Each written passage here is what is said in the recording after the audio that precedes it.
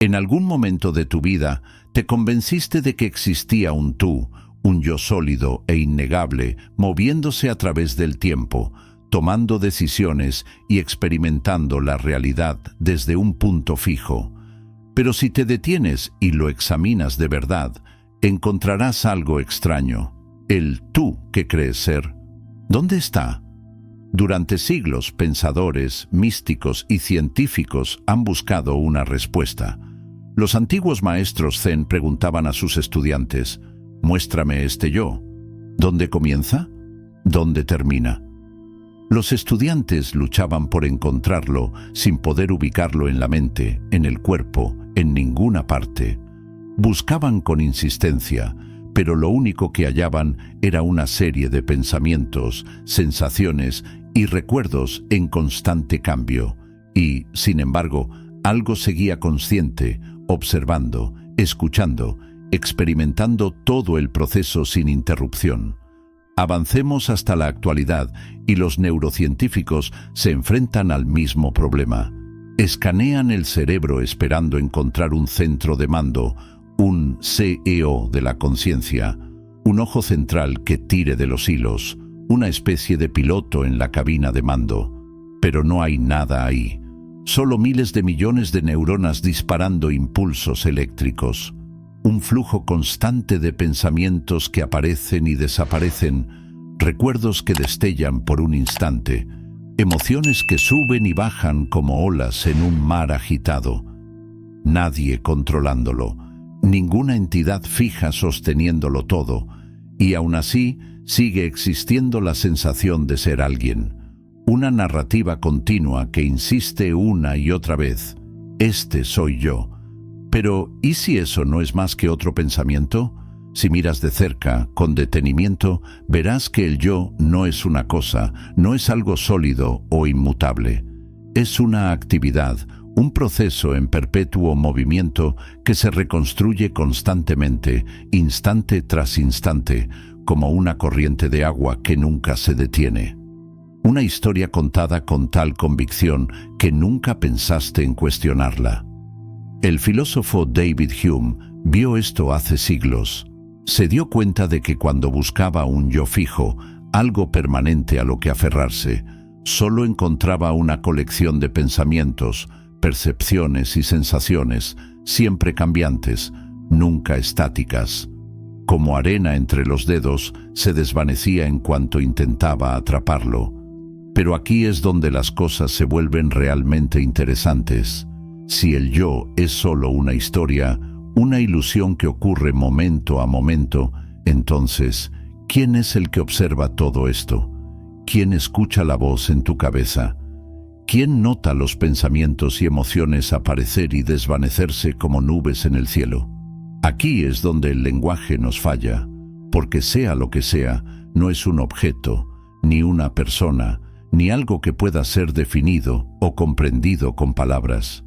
Es simplemente la conciencia misma, silenciosa, ilimitada, siempre presente, testigo de todo sin ser atrapada por nada.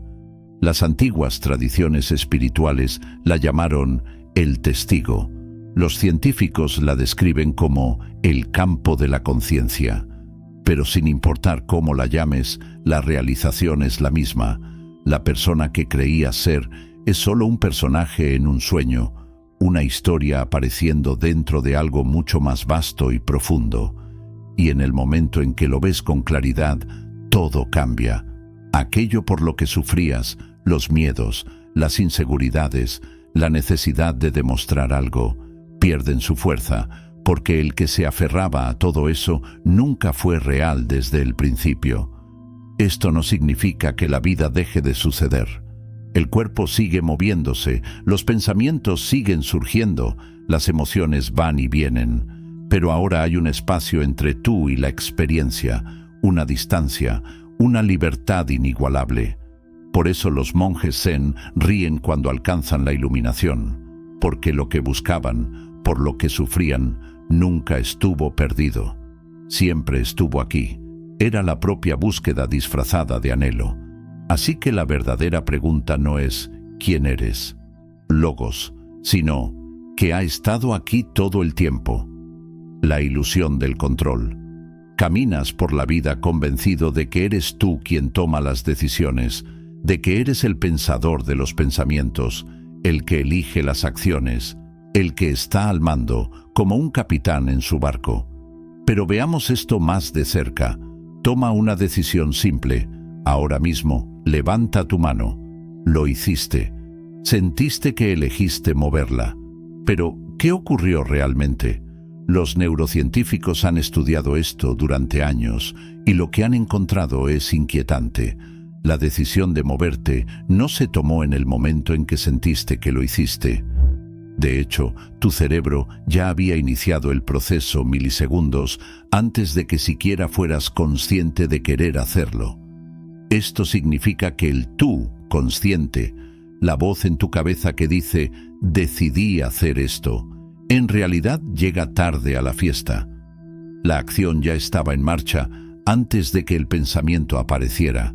Entonces, ¿quién tomó la decisión? El filósofo Arthur Schopenhauer lo expresó claramente. El hombre puede hacer lo que quiere, pero no puede querer lo que quiere. En otras palabras, puedes actuar sobre un pensamiento, pero no eliges qué pensamientos surgen. Simplemente aparecen. Brotan como burbujas en la superficie de un lago. Intenta predecir tu próximo pensamiento. No puedes. Surge por sí solo, de la nada, sin aviso, sin control. Si no controlas tus pensamientos ni los impulsos detrás de tus acciones, entonces, ¿qué es este yo que cree estar a cargo? Y aquí es donde todo empieza a resquebrajarse. La idea de control es reconfortante. Nos hace sentir que tenemos agencia, que estamos al timón del barco de nuestra vida. Pero si observas con atención, con una mirada honesta y sin juicios, verás que la vida simplemente sucede, espontáneamente, sin esfuerzo. Tu corazón late por sí solo, tu respiración fluye dentro y fuera sin que tengas que pensarlo. Tu cuerpo digiere los alimentos sin que tengas que intervenir. Tu cerebro genera emociones, todo sin tu permiso ni control consciente. Incluso lo que llamas tu personalidad es el resultado de la genética, las experiencias y la educación que nunca elegiste. Es como si la vida se estuviera desplegando por sí misma y el tú, en el centro de todo esto, fuera solo un personaje observando cómo ocurre, adjudicándose el mérito de lo que era inevitable. Y cuando ves esto, cuando realmente lo ves, algo se relaja en lo más profundo de tu ser. La lucha por controlar se disuelve y en su lugar queda solo el fluir de la existencia, libre, sin esfuerzo, sin miedo. Esto es lo que los grandes místicos y sabios han tratado de mostrarnos durante siglos. Los taoístas lo llaman Wu Wei, el estado de acción sin esfuerzo, no controlar, no forzar, solo fluir con la vida tal como se desarrolla, permitiendo que todo siga su curso sin resistencia. Los budistas lo describen como anatta, la realización de la no identidad, el entendimiento profundo de que la entidad que creía ser no es más que un cúmulo de percepciones en constante cambio, una corriente efímera de pensamientos, recuerdos y sensaciones. Y sin embargo, la ilusión persiste con una fuerza sorprendente. ¿Por qué ocurre esto? Porque la mente no puede aceptar su propia ausencia. El yo basado en pensamientos necesita creer que es real, que tiene sustancia, que está en control. Necesita reclamar propiedad sobre la experiencia, narrar su historia, justificar su existencia en todo momento. Pero si te sientas en silencio y observas sin interferir, algo comienza a revelarse. Los pensamientos surgen, pero no son tuyos en el sentido en que creías. Las emociones aparecen y se disuelven, pero no eres tú. El cuerpo se mueve, respira, actúa, pero no hay alguien haciéndolo deliberadamente. Solo hay vida ocurriendo, espontánea, sin un centro controlador. Y cuando realmente ves esto, algo dentro de ti cambia. La necesidad de controlar se desvanece, el miedo se atenúa, el estrés pierde su dominio sobre ti, porque aquel que luchaba tanto por mantener todo unido, nunca estuvo ahí para empezar. Era solo una construcción mental, una idea persistente, pero sin base real. Este es el momento que muchos describen como liberación. No un evento místico extraordinario, no una experiencia fuera del cuerpo, sino la simple e innegable realización de que nunca estuviste separado de la vida misma. Que lo que eres no es la voz en tu cabeza, ni el nombre en tu identificación, ni la historia que te has contado toda tu vida. Eres la conciencia que lo presencia todo, el espacio en el que todo aparece y desaparece, la vasta apertura en la que todo acontece, y esa comprensión lo cambia todo, porque transforma la manera en que te relacionas con el mundo, contigo mismo y con cada momento de tu existencia. La ilusión del observador.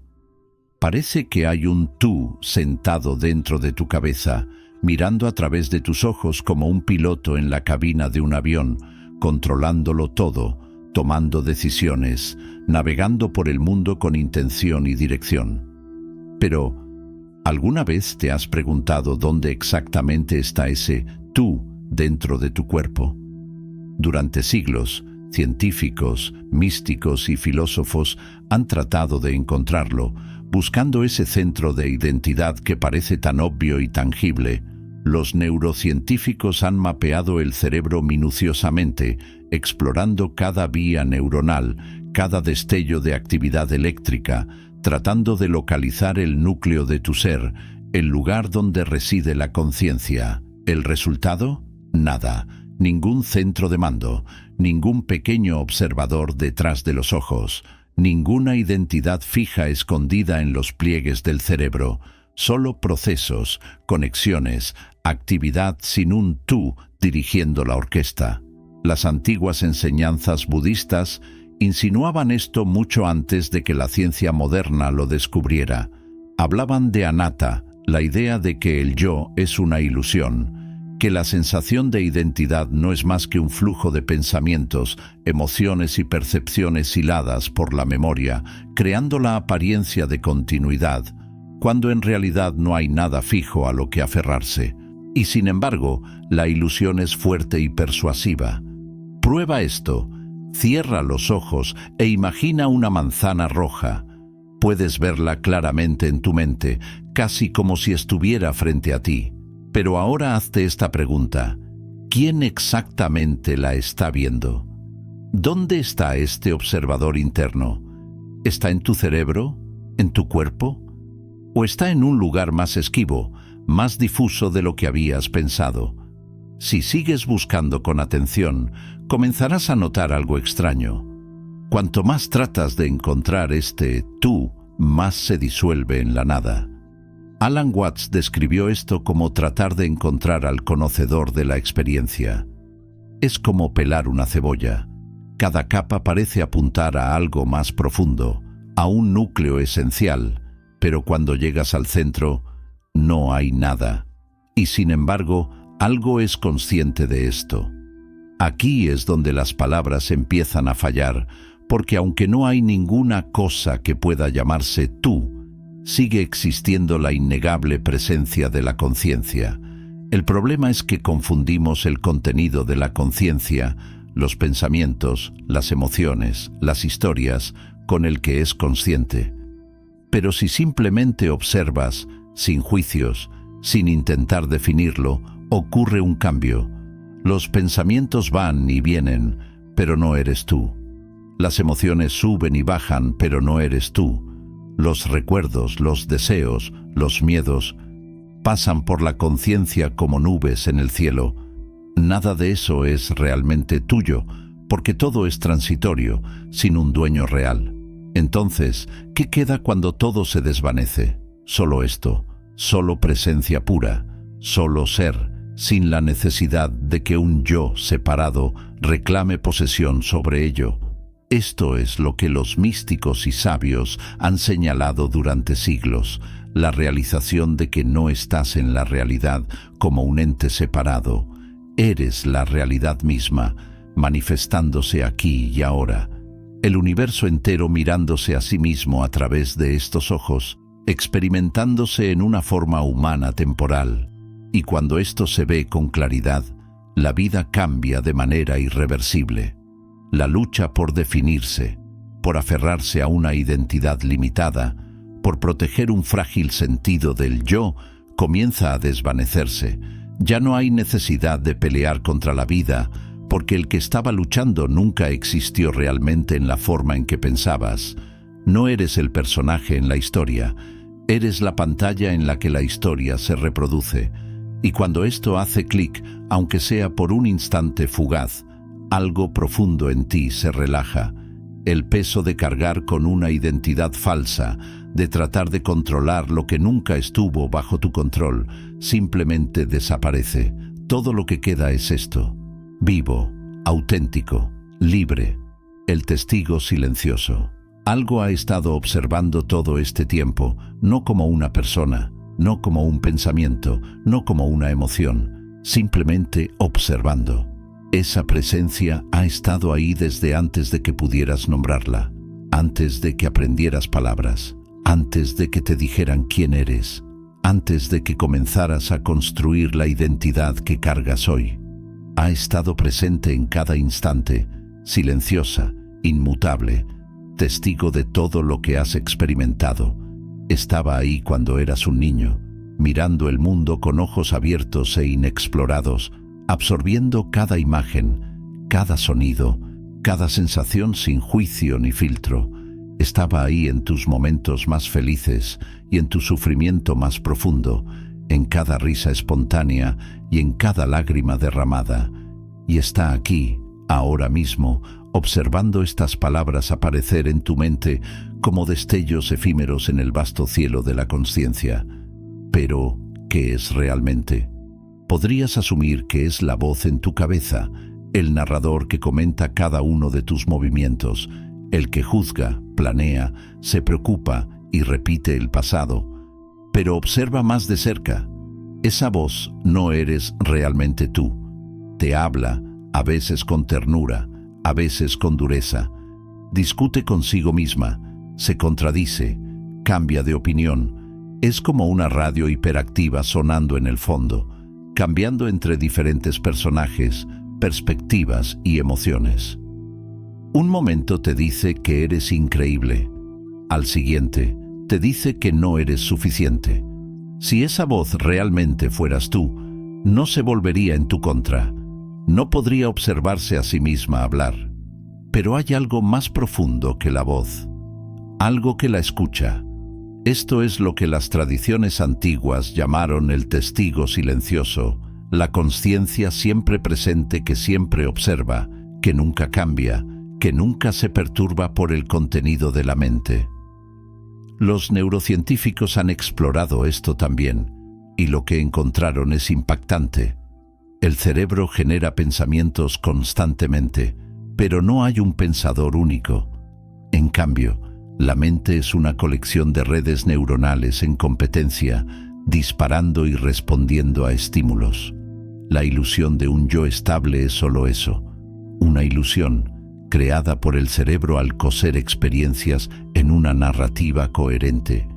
Pero cuanto más profundizas, más te das cuenta de que no hay nadie dentro haciendo el pensamiento.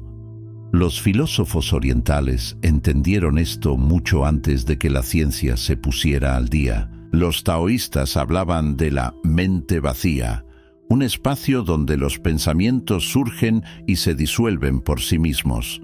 Los maestros zen preguntaban a sus estudiantes: ¿quién eras antes de que nacieran tus padres? No como un enigma sin respuesta, sino como una invitación directa a mirar más allá de las historias de la mente y adentrarse en algo mucho más profundo. Y aquí es donde se pone realmente interesante. Cuando comienzas a observar tu propia mente con curiosidad, en lugar de identificación, sucede algo inesperado. Los pensamientos pierden su control. Las emociones, que antes parecían abrumadoras, pasan como ondas en la superficie de un vasto océano.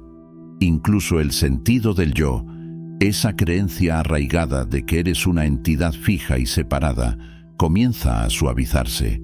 Entonces llega la realización que lo cambia todo. Nunca ha sido la voz en tu cabeza, nunca ha sido el nombre, la identidad, la historia que te cuentas. Siempre ha sido esta presencia, esta quieta conciencia que no necesita nombre, ni definición, ni etiqueta. Y en el momento en que dejas de perseguir una identidad, en el instante en que sueltas la necesidad de definirte, te conviertes en algo mucho más grande que una persona con un pasado. Te conviertes en la vida misma, experimentando, fluyendo, desplegándose sin esfuerzo a través de la existencia.